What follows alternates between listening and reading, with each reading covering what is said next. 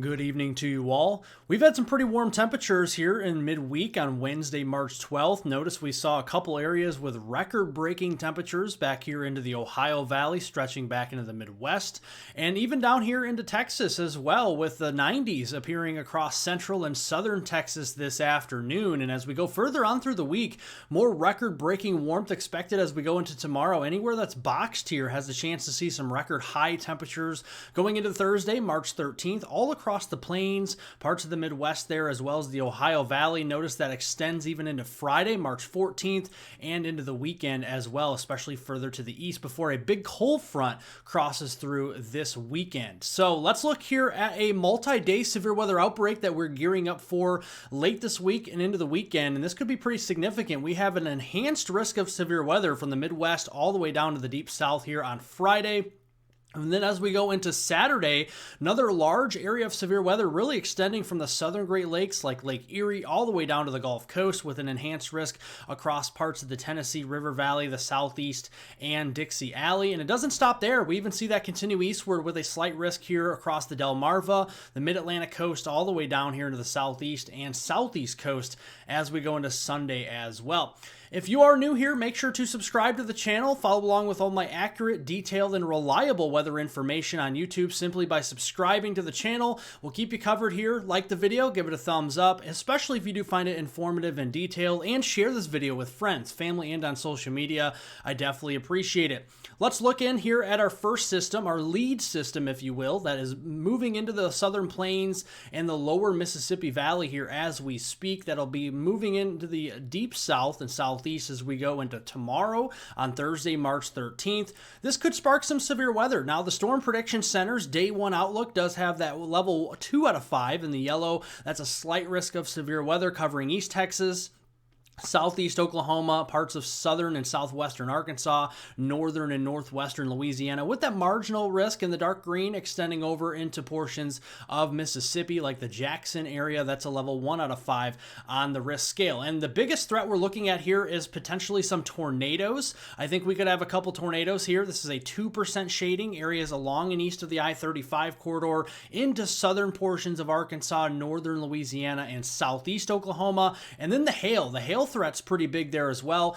15% chance of seeing the golf ball size hailstones or larger here, again along and east of I-35. And then looking at the wind threat there, still a 15% area of some 60 to 70 mile an hour wind gusts as we go through the evening tonight. So let's look here at the radar. Again, a couple supercells or line segments starting to develop here this evening as the cap is starting to erode and we're starting to cool the temperatures aloft. Right now we have the surface temperatures are warm, and aloft we had the warmer temperatures. Now they're starting to cool aloft. That's allowing clouds to start building taller, and we're going to start to see thunderstorms become severe. These could be big hail producers, maybe an isolated tornado as they cross from East Texas into southern Arkansas and into Louisiana here overnight tonight. Something to keep an eye on if you're in Shreveport, Texarkana, Tyler, Texas, even the Monroe, Louisiana area, as maybe a bow echo could move through with some 70 mile an hour winds, a good rush of wind coming down from the thunderstorm. Then they'll have a tendency to weaken as they cross the Mississippi River into Mississippi there to the Jackson metro area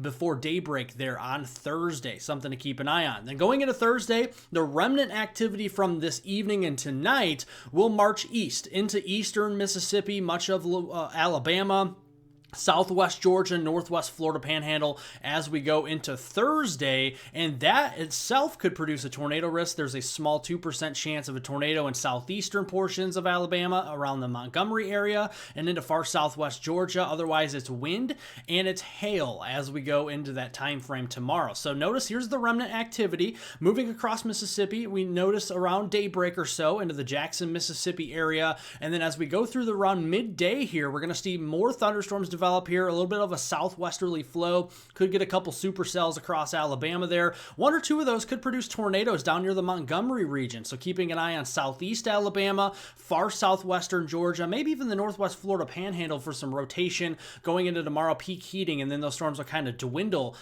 before your very eyes as we see the sun set tomorrow evening.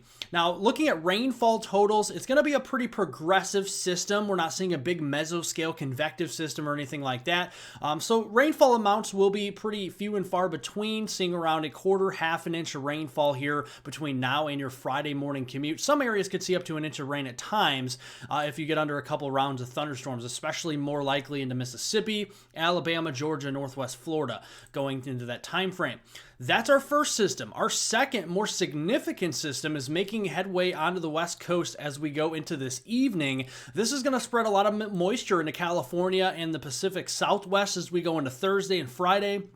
Notice that's going to be bringing in a negatively tilted trough into the desert Southwest as we go here into portions of the late week. Notice a lot of green on here. That's a lot of rain. In the blue, that's snow. Notice the snow going to be flying in the Sierras as we go into this evening. Heavy rain for the foothills of California. That will transfer from northern, eventually to central, and then southern California as we go from Wednesday night into Thursday. So Los Angeles proper over there into the San Diego area, San Bernardino, Fresno, seeing the potential for some heavy precipitation. And then relentless snow for the Sierras that'll move across portions of Arizona, Utah, Nevada, into western Colorado, even up into Wyoming, New Mexico. The mountains there could get quite a bit of snow. And then we see another system. That's our secondary trough that will cause trouble this weekend for the southeast. That's bringing some moisture into California on Friday into Saturday. That could be bringing in some snow, cold air aloft, and some rainfall there as well. So a messy week out here across the west. Heavy rainfall across California. The foothill regions could be seeing anywhere from 1 to 3 inches of rain, so watching out for ponding of water in low-lying areas, and some mudslides out there as well, keeping an eye on that. And then looking at the higher elevations, the snowfall, the cold air aloft providing us with very heavy snow for the Sierra Mountains out here in California, Cascades in the Pacific Northwest a little bit, and then across a widespread chunk of the Rockies, all the way up even into Montana, Idaho, and Wyoming, seeing that all the way down into Nevada, Utah, parts of western Colorado, into northern Arizona and northwest New Mexico, you name it. A lot of areas out here getting some snow, but the Sierras in particular, like we mentioned, getting potentially over 60 inches of snow between now and Friday morning on March 14th, seeing that. Now, as a system causes some trouble in the west, it's going to cause its own trouble in the middle of the country here late this week. Negatively tilted trough in mid-March. Climatology does suggest we have a very strong system on our hands into the Midwest Friday and into Saturday. There's your first trough really starting to dig in there across the Midwest, and then a secondary trough traversing the deep south and southeast on Saturday into Sunday. That itself could also bring in some more risks for some heavy rain and severe weather and significant weather just in general. Let's look here at the European model for pressure. This is going to be a rapidly deepening cyclone at the surface. We're going to be seeing a very strong low pressure system on the lee side of the Rockies, which means eastern Colorado could be seeing a 980 millibar low there Friday morning going into the afternoon. Notice how it goes all the way down to 975 millibars in parts of the central high plains and then ejects up into the upper Midwest on Saturday morning into northern Iowa, southern Minnesota is still a 978 millibar low pressure, a very strong system. And just for what it's worth, the HRRR model here at 18Z is actually showing a 975 millibar low by Friday midday. So this is actually a little bit stronger than the deterministic GFS and the deterministic European model. And this is a mesoscale model, so very interesting to see that. Now, this is going to drive the potential for some significant severe weather first on Friday, March 14th, across the Mississippi Valley from the Midwest all the way down to the deep south, mid-south region. In the orange, we have a level 3 out of 5 already on day 3 from the Storm Prediction Center, already highlighting this area from Illinois, southeast Iowa, southwestern Indiana, into eastern Missouri, western Kentucky, middle and western Tennessee, western Alabama, north central portions of Mississippi, eastern Arkansas, and the severe weather threat could extend all the way to the Twin Cities and all the way south to New Orleans. So a large chunk of real estate in the pathway of some severe weather, and we could actually see significant severe weather as well, highlighted in those black outlined areas where we could be seeing wind gusts in excess of 80 miles per hour here with a powerful line of storm. Could even be called a derecho depending on how long tracked this line of storms is as we go into Friday evening. Notice the parameters here, a little bit different than our March 31st, 2023 setup, but the synoptics are very similar. Now, looking at the moisture is not as intense as what we saw back on March 31st, 2023 with our big double-barreled area of high risk areas of severe weather, but we do have shallower, lower level moisture up in the Midwest, could limit to an extent some severe weather into Iowa, Illinois, and Missouri. Deeper, richer moisture further south into the lower Mississippi River Valley. But just looking at that mid-level speed max, look at that mid-level jet, 500 millibars, rounding the base of that negatively tilted trough. It's the nose of that mid-level jet that could create a lot of wind energy up here in the Midwest. That's why we could have a derecho producing line of storms across portions of the Chicagoland, down into St. Louis, maybe even into Little Rock, over into Indianapolis, Milwaukee, Des Moines, a lot of big metropolitan areas at risk here, and a low-level jet that'll be cranking as we go deeper through the day on Friday. Look at that, over almost 80 knots, over 70 knots here across portions of the Midwest will get it done. So even though we have shallow moisture in the low levels near the surface, that wind energy just a few thousand feet or so above our heads will actually compensate for that lack of moisture and give us some robust severe weather across this region Friday afternoon, but more so into Friday evening. So let's go here. There's Friday morning, March 14th.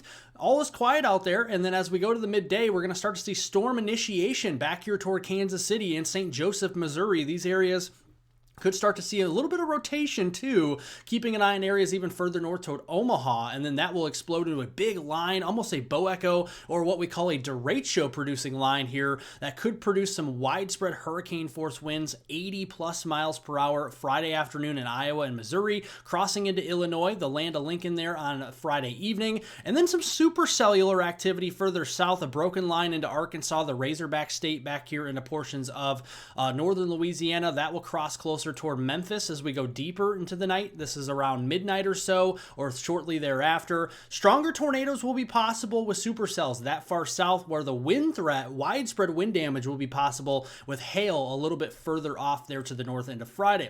Doesn't stop there as we go into Saturday. This could be the most significant day of the three between Friday, Saturday, and Sunday. This could be the most significant. We have a large area extending all the way to the southern Great Lakes, Lake Erie, all the way up there toward Erie, Pennsylvania, Toledo, all the way down here to the Gulf Coast near New Orleans, and even into the Tallahassee region for some severe weather.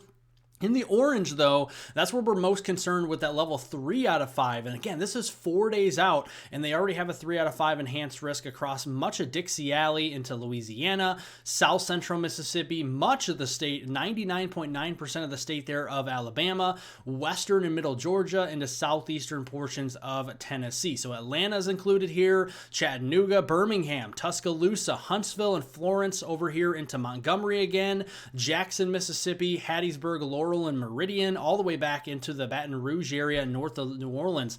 A lot of areas impacted and major metropolitan hubs there on Saturday. Moisture is going to be not lacking compared to the Friday setup. We're going to actually see more moisture, so 60s dew points getting well inland into the Tennessee Valley there Saturday afternoon, and more thermodynamically ready for severe weather as well, as we have a instability around 1,000 to 3,000 joules per kilogram even, and even 3,000 joules per kilogram is quite a bit even for a mid-March setup, even in the deep south. So we're going to be seeing a secondary trough. This is going to be a very, very extended trough, and it's going to have a lot of wind energy, again, similar to the Friday one, across the deep south, but with a better thermodynamic environment.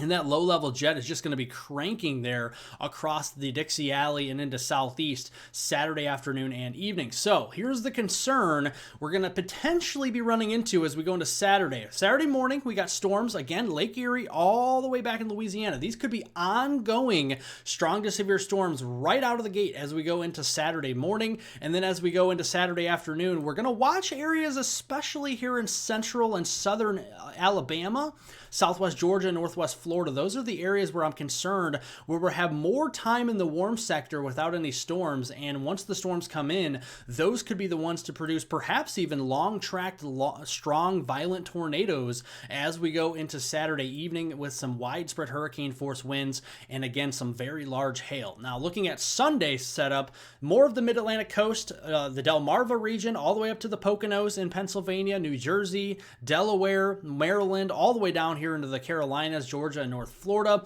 This also could be upgraded here and expanded as we do get closer. Again, looking at Sunday morning, strongest storms will be down there on going into the western and central Carolinas, into middle Georgia and northwestern Florida. Those will potentially start to ignite a little bit further north into the mid-Atlantic states as we go into Sunday afternoon and evening, before finally this system moves off of the shoreline of the East Coast and we finally start to breathe a sigh of relief at the end of the weekend. But not before, producing some very heavy rain here from the Ohio River Basin all the way down into the Tennessee Valley, deep south and southeast, all the way up the mid-Atlantic. Could be seeing anywhere from 1 to 3 inches worth of rain, so flash flooding will be a concern. And then on the cold side, we actually do have some snow and a potential blizzard on our hands as we get into the eastern Dakotas, western Minnesota, up into Manitoba, and into portions of Ontario as we go into Saturday and Friday and all the way into Sunday there. Even an ice storm threat all the way up there toward the Hudson Bay, looking at the snowfall. Few to several inches there for the eastern Dakotas and western northwest Minnesota. Heaviest amounts up there into Ontario. And then looking at an ice storm threat, potentially upwards to 1/4 inch of ice, especially in northwest Minnesota, but also into northern and western Ontario up toward the Hudson Bay. Could be getting a very impactful ice storm up there as we go through the weekend. Another aspect of the storm most of us will feel into the central and eastern states, regardless of severe weather, flooding, blizzard, anything like that, will be the winds, right? A strong low pressure system is going to bring some strong winds. Wildfire risks will be increasing across New Mexico and into the Texas Panhandle, Oklahoma there, into the Sooner State, and also into Kansas. So we're going to be watching out for that as we go through the weekend. Wind gusts here could be approaching or exceeding 60 miles per hour and even 80 miles an hour in the higher elevations back here of New Mexico. So seeing some very strong winds that could down trees, power lines, and the whole thing. So we're going to be watching out for that.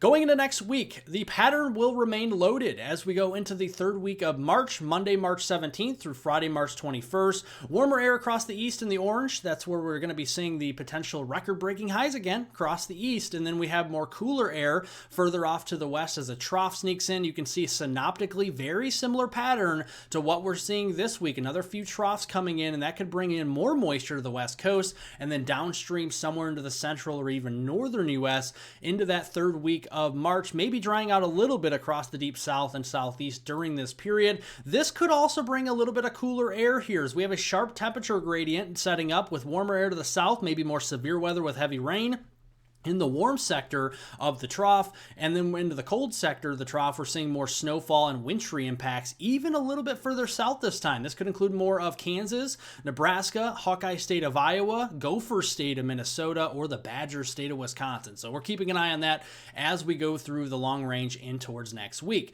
Make sure to subscribe to my channel. Follow along with all my detailed, accurate, and reliable weather information. It's for you right here on YouTube, so make sure to do that. Subscribe to my channel, like the video, give it a thumbs up, especially if you do find it informative and detailed, and please do share this video with as many people as possible to get the word out there. We are talking about severe weather, flash flooding potential, blizzard potential, high winds, wildfires, everything. A multifaceted major storm system coming in for the middle of March, and we're going to continue to keep you covered here on this channel. If you have any comments, questions, concerns, make sure to jot them down in the comment section down below. That's all the weather I got for you this evening, folks.